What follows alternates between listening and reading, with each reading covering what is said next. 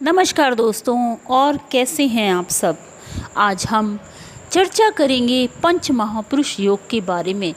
क्या होता है पंच महापुरुष योग और इसमें जो योग बनते हैं वह जातक को किस प्रकार से सहायक सिद्ध होते हैं और जातक किन किन कलाओं में निपुण होता है, आइए जानते हैं। मंगल, बुध, बृहस्पति, शुक्र और शनि पंच महापुरुष योग बनाते हैं जो कि जातक के लिए बहुत ही शुभ माने जाते हैं।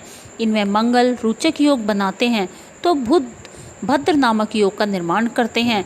वहीं बृहस्पति से हंस योग बनता है तो शुक्र से मालव्य योग बनता है और शनि शश योग का निर्माण करते हैं। इन पांचों योगों को ही पंच महापुरुष योग कहा जाता है। दोस्तों, आप जानते हैं कि कुंडली में किस प्रकार से बनते हैं ये पंच महापुरुष योग। सबसे पहला योग होता है रोचक योग। पंच महापुरुष योगों में मंगल की स्थिति से जो योग बनता है वह रोचक योग कहलाता है। जब जातक की कुंडली में मंगल स्वयं राशि यानी मेष या वृश्चिक या फिर उच्च का हो जो कि मकर में होता है तो जातक की कुंडली के प्रथम, चतुर्थ, सप्तम या दशम भाव में बैठा हो तो रोचक महापुरुष योग का निर्माण होता है। यह योग जातक को निर्भीक, बलशाली, ऊर्जावान एवं पराक्रमी बनाता है। ऐसे में जातक अपनी बुद्धि के बल पर अनेक कार्य करता है और उसके द्वारा किए जाने वाले सभी कार्य संपूर्ण होते हैं। इस जातक को शत्रु का कोई भय नहीं होता। वह जिस काम को करने की ठान लेता है उसको पूरा करके ही छोड़ता है। ये जातक अधेड़ उम्र में भी तरुण समान प्रतीत होते हैं। इन्हें हर प्रकार का सम्मान आगे बढ़ती हुई उम्र में भी प्राप्त होता रहता है। दूसरा योग है भद्र योग।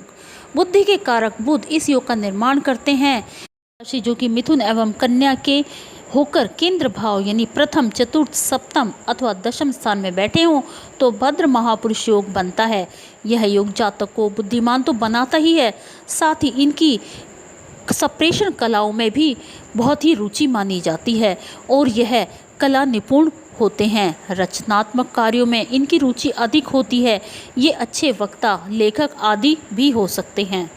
इन व्यक्तियों का जो व्यवहार होता है उसमें भद्रता झलकती है, इसलिए सभी लोग खिंचते हुए इनकी तरफ चले जाते हैं। तीसरा योग होता है हंस योग। इस योग की सृष्टि देवगुरु बृहस्पति करते हैं। जब गुरु स्वराशि धनु या मीन या फिर अपनी उच्च राशि कर्क से होकर पहले, चौथे, सातवें या 10वें भाव में बैठे हों तो इसे हंस महापुरुष योग कह सकते हैं। हंस योग जिनकी कुंडली में होते हैं वे बहुत ही ज्ञानी और ईश्वर की विशेष कृपा पाने वाले जातक होते हैं। इनकी समाज में काफ़ी प्रतिष्ठा होती है। इनके स्वभाव में संयम और परिपक्वता झलकती है। किसी भी समस्या का समाधान ढूंढने में एक ही पल लगाते हैं। ये बहुत ही अच्छे शिक्षक और प्रबंधक की भूमिका भलीपूर्वक निभाते हैं, इसलिए लोग इन्हें बहुत ही पसंद करते हैं। योग है मालव्य योग। मालव्य योग का निर्माण शुक्र करते हैं। जब शुक्र वृषभ और तुला जो कि स्वयं राशि है या फिर मीन जो कि इनकी उच्च राशि है में होकर प्रथम, चतुर्थ, सप्तम या फिर 10वें भाव में विराजमान हो तो यह योग मालवीय महापुरुष योग कहलाता है। ऐसे जातक सुख समृद्धि से संपन्न होते हैं। इनका रुझान कलात्मक और रचनात्मक कार्यों के प्रति अधिक होता है। माता लक्ष्मी की इन पर विशेष अनुकंपा होती है। गरीबी का मुख इनको देखने को भी नहीं मिलता। धन की कभी भी कमी नहीं होती है इनके पास। दाम्पत्य जीवन का सुख भी इन्हें खूब मिलता है। अगला योग और आखिरी योग शश योग होता है। मकर और कुंभ शनि की राशियां हैं। तुला में शनि उच्च के होते हैं। यदि इन राशियों में होकर शनि केंद्र से प्रथम, चतुर्थ, सप्तम अथवा दशम भाव में हो तो इस योग का निर्माण होता है। जिन जातकों की कुंडलिका में यश योग बनता है वे उच्च पदों पर आसीन होते हैं। इनकी समझ काफ़ी गहरी होती है, इसलिए ज़्यादातर लोग इनसे राय लेना पसंद करते हैं। आमजन के बीच भी इन्हें काफ़ी प्रसिद्धि मिलती है। ये अपने कर्तव्यनिष्ठ और कर्मठ व्यक्ति के धनी होते हैं। शनि की कृपा से इन्हें दुख और तकलीफ़ों का सामना नहीं करना पड़ता और यह धनवान भी होते हैं। जिस कार्य में यह हाथ डालते हैं वह कार्य संपूर्ण होता है। दोस्तों, ये थे पंच महापुरुष योग।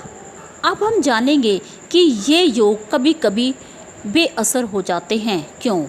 यदि हमारी कुंडली में ये योग बन रही हैं तो उसका कोई सकारात्मक परिवर्तन या प्रभाव हमें अपने जीवन में नहीं दिख रहा हो, तो उसके कुछ कारण भी होते हैं। इस अवस्था में यह संभव है कि इन योगों पर पाप ग्रहों की कुदृष्टि पड़ रही हो। यदि इन अवस्थाओं में राहु केतु जैसे ग्रहों की युति हो तो या स्पष्ट तौर पर इन्हें नहीं देख रहा हो राहु, तो यह योग निष्प्रभावी रहने की संभावनाएं इनके अंदर ज़्यादा प्रबल हो जाती हैं। वहीं अगर एक से अधिक पंच महापुरुष योग किसी जातक की कुंडली में बन रही हो, तो उस जातक की कुंडली में विशिष्ट राजयोग का निर्माण भी करते हैं। दोस्तों, ये था पंच महापुरुष योग। अगर आपकी जन्म कुंडली बनी हुई है तो आप भी किसी अच्छे ज्योतिष के जानकार को उसे दिखाइए। हो सकता है आपकी कुंडली में भी इस तरह के योग बन रहे हों और आप यह मौका क्यों गंवाएं, अपनी सुख सुविधाओं से क्यों वंचित हों। दोस्तों, अगर आज आपको यह वीडियो अच्छी लगी तो इसे लाइक कीजिए, शेयर कीजिए। नमस्कार।